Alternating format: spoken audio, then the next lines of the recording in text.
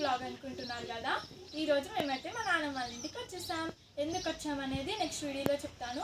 మా నాన్నమ్మ వాళ్ళ ఇంటికి వచ్చినందుకు నాకు చాలా హ్యాపీగా ఉంది. ఇక్కడ మంచిగా ఎంజాయ్ చేస్తాను అన్నమాట. ఈరోజు మాదైతే స్పెషల్ ఉండ్రాల పాయసం సూపర్ టేస్టీగానైతే వచ్చింది. నెక్స్ట్ నానమ్మ మమ్మీ కలిసి సొజ్జ బూరెలు చేస్తున్నారు. నేనైతే ఫస్ట్ టైం చూస్తున్నా ఇట్లా వేయడము. ఈ సొజ్జ బూరెల్ని నేను ఎప్పుడు కూడా టేస్ట్ చేయలేదు. ఫస్ట్ అయితే సైదెం పిండిని అయితే బాగా కలుపుకుంటుంది నానమ్మ. నెక్స్ట్ ఇదైతే రవ్వ అన్నమాట. రవ్వని సొజ్జ బూరెలు అంటారట. మొత్తం ప్రాసెస్ అయితే చూసేయండి మా సొజ్జ బూరెల్ది ఎట్లా చేస్తుందో మమ్మీ నానమ్మ ఇద్దరు కలిసి చేసిండ్రు. సేమ్ మనం నార్మల్గా వేసుకుంటాం చూడు బూరెలు, సేమ్ అట్లనే ఉంది ప్రాసెస్ అయితే.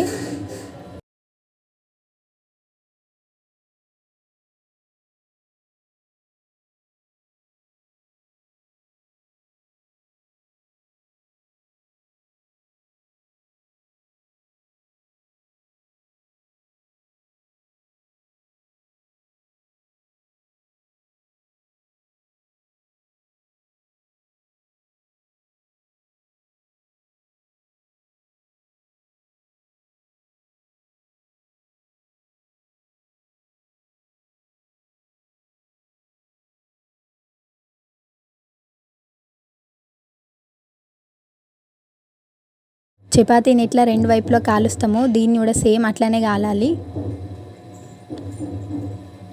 మా చెల్లె టేస్ట్ చేసింది. ఇదండి మా సొజ్జ బూరెల రెసిపీ. మేమైతే పోచమ్మ తల్లి గుడికి బోనం వేయడానికి వచ్చినాం. కాలి నడకన గంగకి వెళ్ళి గంగ నుంచి నీరు తెచ్చి మహాలక్ష్మి తల్లికి కూడా పోసిండ్రు మా ఊరోళ్ళందరూ.